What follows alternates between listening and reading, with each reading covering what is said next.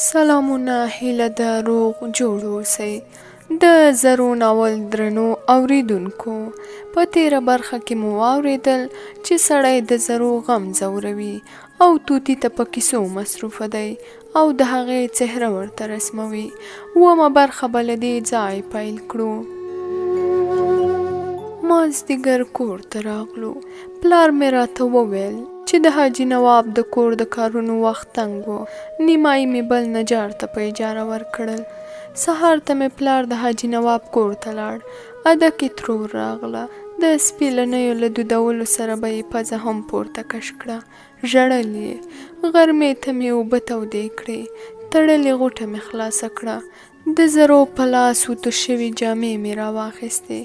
نه پوهېږم چې ولې زړه مې نه غوښتل چې د جامو اوتو مات شي. ماسپښین په دښته کې د سپرغي پر سر کېناستم. په لومړي ځل مې د زرو څهره سترګو ته نیغه نیغه کېدله. ښه شوم، خو د حاجي نواب کور مې بیا ونه لیده. 3 میاشتې وروسته مې په ذهن کې د زرو نوم هم نه و پاتی. خوشحاله وم، غم مې نه پیژانده. تر مازدیګره به مې په دوکان کې نجاري کوله. بیا به د مکتب په میدان کې والیبال ته تلم. ونه مې ښه وه، په شوټ کې مې جوړه نه درلوده. یوه ورځ مې دوکان کې کار کوو. زنګ راغی. نااشنا نومره وه. زنګ د موبایل د شنې تڼۍ له ټینګولو مخکې غلی شو. مازدیګر مې والیبال کوه. له دښتې سره دوړې راغلې. ټولو منډه کړه. ما هم څادر راواخیست. ګڼو ونو ته ننوتم. ځای ښه و. دوړې یې له زوره ایستلې. د دوړو څپه تېره شوه. له ګڼو ونو راووتم. د والیبال په میدان کې هېڅوک نه و. د خپل کلي خواته مې مخه کړه. زنګ راغی. غرمنۍ نومره وه. موبایل مې غوږ ته ونیو. د پیالو کړنګ مې واورېد. ټلیفون قطع شو. زنګ مې ورته وواهه. ځواب یې نه راکوه. ماښام تیاره مې د کاریز په اوبو اودس وکړ. کلي ته مې وکتل. د ډبرو کورونو په دریڅو کې ژېړه رڼا ښکارېدله. یو نیم ځای به سپین ګروپ هم بل و. همالته مې څادر هوار کړ. نیت ته مې شونډې جوړې کړې. ټلیفون راغی. تر ډېره یې غږ نه کاوه. بیا مې ټیټه نرۍ ژړا واورېده. یوه ښځینه ژړغوني غږ راته وویل: زرو یم، له تا پرته مې مړه بوله. لاس مې له غوږ ولید. پښې مې ولړزېدې. ټلیفون مې بیرته غوږ ته ونیو. قطع و. روان شوم. شېبه وروسته د کور دروازې ته ولاړ وم. مخ ته مې سپینه رڼا راولوېده. سترګو ته مې لاس ونیو. پلار مې په وارخطایۍ وویل: کامرانه بچو، ښه یې؟ له مخه مې د لاسي بټۍ رڼا لرې شوه. پلار مې تر مټ ونیولم. جټکه یې راکړه. جنګ دې کړی؟ ومې ویل: نه. نو ولې داسې سپېرې؟ خولۍ او څادر دې چیرې دي؟ روان شوم. پلار مې راپسې غږ وکړ: چیرته؟ ومې ویل: خولۍ او څادر راوړم. پلار مې څه ونه ویل. ما یوازې په دروازه باندې د زنځیر د لوېدو غږ واورېد. پر راغلې لار مخکې لاړم. سپینه خولۍ مې له سپېرو خاورو راپورته کړه. څادر کاریز ته نږدې همالته هوار پروت و. همالته کېناستم. ټلیفون مې راوویست. نومره مې له سره وکتله. هماغه غرمنۍ نومره وه. یو دم مې وخندل. له ځان سره مې وویل: کوم ملګری به دې وي، خپل غږ به یې بدل کړی وي. بیرته مې د زړه دربا ډېره شوه. نه نو زرو یې څه پېژندله. ماسخوتن تر ډېره خوب نه راته. 2-3 ځله مې راغلې نومره ووهله. ټلیفون بند و. سهار له پلار سره د ولسوالۍ بازار ته لاړم. څټک خطا شو. اخ مې کړل. د میخ پر ځای مې د خپل کیڼ لاس بټه ګوته وهلې وه. پلار مې په بیړه راغی. زما ګوتې ته یې وکتل. په غوسه یې وویل: فکر دې چیرې دی؟ پلار مې له خپل څادره یوه نرۍ تراړه ویسته، خو وینه نه تکیه کېده. دواخانې ته ورغلم. زما پر ګوته یې سره دوا ووهله. سپینه ټوټه یې ترې تاوه کړه. بیرته د نجارۍ دوکان ته راغلم. پلار مې په سړه سینه وویل: کامرانه بچو، له تېر ماښامه سم نه راته ښکاري. رنګ دې هم ژیړ دی، خو بیا به ملاریا نه وي در باندې راګرځېدلې. پلار ته مې ډاډ ورکړ چې ښه یم. اره مې راواخیسته. پلار مې یو دم زما لاس ونیو. چیغه یې کړه: پام، جوړ شوی چوکاټ دې یره کړ. ارې ته مې وکتل. غاښونه یې په ښویه لرګي کې ننوتي وو. پلار مې پر اوږه لاس راکېښود. ویې ویل: ما ته سم نه ښکاري، کور ته لاړ شه. ومې ویل ښه یم. پلار مې سر وخوځاوه، سوان یې ور واخیست. د نجارۍ د دکان په بل سر کې کېناست. سوان یې دارې په څو غاښونو ته ونیو. د باندې ووتم، تر سړک واوښتم. ولاړ موټر ته مې ډډه ووهله. موبایل مې غوږ ته ونیو. د مقابل لوري ټیټ غږ مې واورېد. ښه یې؟ ومې ویل څوک یاست؟ زرو. دروغ وایي. غږ یې ژړغونی شو. هو، دروغ وایم. ټلیفون وچنګېد، قطع شو. بیا مې په شنه بټنه ګوته کېښوده. زنګ ورته، خو ځواب یې نه راکوه. ګام مې واخیست. د برق نیولو له تېرې کښا سره د مردارو اوبو لښتي ته ولوېدم. چغې شوې، خلک راغلل. یوه راپورته کړم. ورون مې درد کوه. د پلار چغې مې واورېدې. د تونس موټروان ته یې سوکان نیولي وو. تر خولې یې پوچ پاش راوتل. خو موټروان یوه خبره کوله. ویل یې چې زه نه یم ملامت. سړی یو ناڅاپه سړک ته راغی. ورغلم.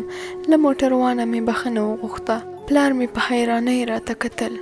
د نجارۍ له دوکانه مې له اوبو ډک شنه پلاستیکي بدنۍ راواخیسته. د باندې راووتم. اوبه مې پاینڅې ته ونیولې. توره بویناکه خټه یې ورسره یوړه. سر مې هسک کړ. پلار مې مجبور کړم چې کور ته لاړ شم. پاو وروسته د ټیټې غونډۍ پر سر ولاړ وم. د بازار د سړک دواړه غاړو ته سپېره دوکانونه ښکارېدل. په کونج کې د څارویو د پلورلو ځای کې نرۍ بړبوکۍ تاوېدله.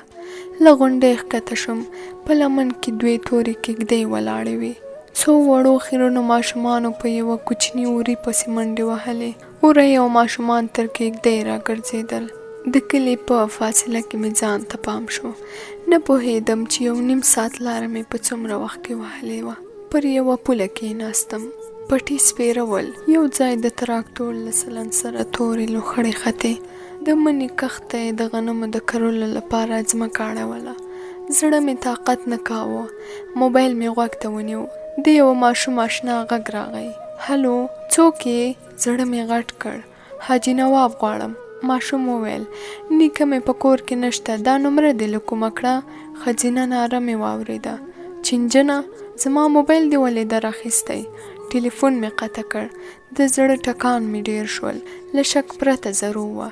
شېبه وروسته زنګ راغی. ښځینه ټیټ غږ وویل اوس خو پوه شوې چې دروغ نه وایم؟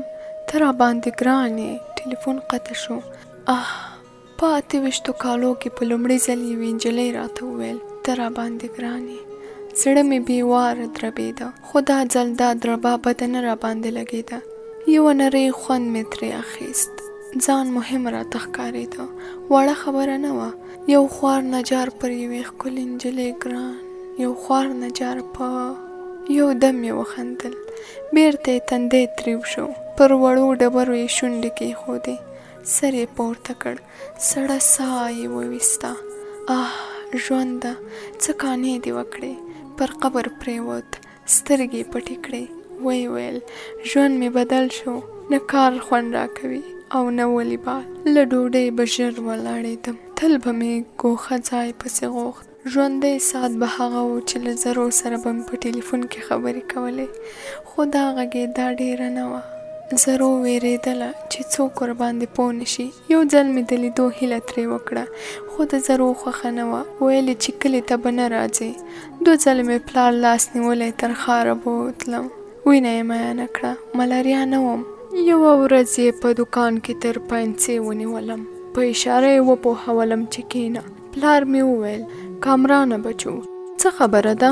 ومې ویل هېڅ. ناروغې؟ نه. پوروړی؟ نه. مین؟ زړه مې ولړزېد. نه. پلار مې چیغه کړه. نو یو دم داسې څه ټکه در باندې را پرېوته. همدا اوس د ښوروا په کاسه کې وختې. بوټ ته مې وکتل.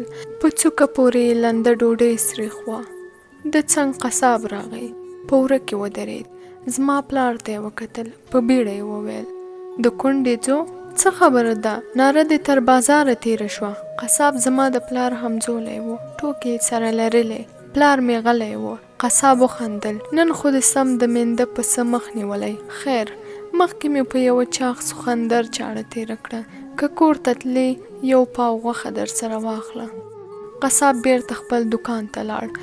پلار مې وویل ګوره بچو دا څه موده مې در باندې پام دی، کار ته دې لاس نه ور ټیټېږي، غلی یې، نه څه خورې نه څه څښې، لمونځ دې هم پرېښی. ما ته ووایه که کوم غم لرې په ګډه به یې سپک کړو. پلار مې د 2 زامنو مرګ لیدلی و، ځکه یې پر ما ډېر پام کوه. ان په نوي زلمیتوب کې به چې کله په اوړي کې له پلار سره له دوکانه کور ته تلم سیوری را باندې کاوه، د لمر خوا به ده نیولې وه، خو دا غم مې نشوی ورسره شریکولی. په لنډ وخت کې مې پیاوړی وجود بېسکه شو، اره څټک او رنده درانه راته ایسېدل. له دوکانه به وختي وتم، دښتې او یوازیتوب ته به مې پناه وروړه. منی تیر شو، د جدي په وروستیو کې واوره وورېده، کار کم و، دوکان ته ډېر نه تلم. یو سهار ټلیفون راغی، زرو وه، په ژړا کې راته وویل چې د ترور سړی یې راغلی و، خپل زوی ته یې غواړي. ټیکه نه راتله، د پلار تر راتګه مې صبر نه شوی کولی. په لویشت واوره کې مې د ولسوالۍ بازار ته مخه کړه. بوټونه مې ټیټ وه، واوره ور لویده. 10 بجې دوکان ته ورسېدم، د پلار تر څنګ ودرېدم، را پام یې نه شو. پر یوه پرې شوي شلګون یې رابر ټیپ نښلاوه. ومې ویل کوژده کوم. پلار مې سر پورته کړ، راوتې سترګې له حیرانۍ ډکې وې. ولاړ شو، مخامخ راته ودرېد. ویې ویل په څه دي؟ د کار پر میز کېناستم، بوټ مې وایست، په جرابو پسې نښتې واوره مې وڅنډله. ورو مې وویل د حاجي نواب لور راته وغواړه. پلار مې یوازې وخندل، لاړ. په ټیم کې پرتو سکروټو ته یې لاسونه ونیول. له دوکانه راووتم، د غونډۍ تر سره مې په یوه ساه ځان ورساوه، ستونی ستاغ پرېوتم. مړه واوره مې په دواړو غومبرو ولګېده، سترګې مې پټې کړې، کاغ شو. په بیړه مې ورمېږ کوږ کړ، له سپینې ډبرې تور کارغه والوت. کېناستم، په مړه ږیره پورې مې نښتې واوره وڅنډله. هارن مې واورېد، د غونډۍ په لمن کې تونس موټر ولاړ و. ښکته شوم، موټروان مو کلیوال و. تر کوره تود ورسېدم. مازدیګر مې پلار راغی، بخارۍ ته نږدې کېناست. وار له واره یې وویل کامرانه بچو نن دې څه چټیات ویل، چورتي دې کړم. پلار ته مې وکتل، یخنۍ یې د پزې سوکه سره کړې وه. له چای جوشه مې پیاله ډکه کړه، په بخارۍ پسې مې یو بل لرګی پورې کړ. غلی کېناستم. پلار مې د ګوړې ټوټه خولې ته واچوله. ویې ویل ګوره بچو پوهېږم چې ځوان یې، واده غواړې، خو له خپلې بړستنې سم به پښې غځوو. پلار مې وټوخل، د کوټ له جیبه یو پاکټ ګولۍ راویستې، یوه یې خولې ته واچوله، د چای غوړپ یې پسې وکړ، سړه ساه یې وایسته.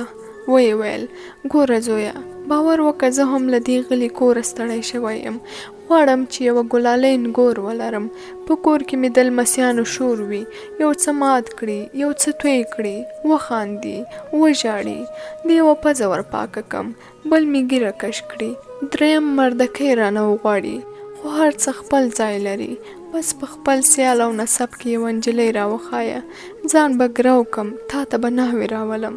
څه مې ونه ویل، ورځې ووتې. ځمکه توده شوه، د بادامو ونو سپین ګلان ونیول.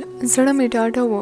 زرو راته وویل چې نیکه مې د ترور د زوی دوستي ونه منله، خو اول ژمی مې بیا لنګي ورپېدل. د زرو پلار او تره راغلي وو. زرو یې په عربو کې یوه تربور ترې غوښته. په هماغه ورځ مې بیا پلار ته وریاده کړه چې زرو راته وغواړي.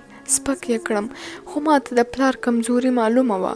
د خدای په ځمکه یې له ایرانه کرکه کېده، نه و ملامت.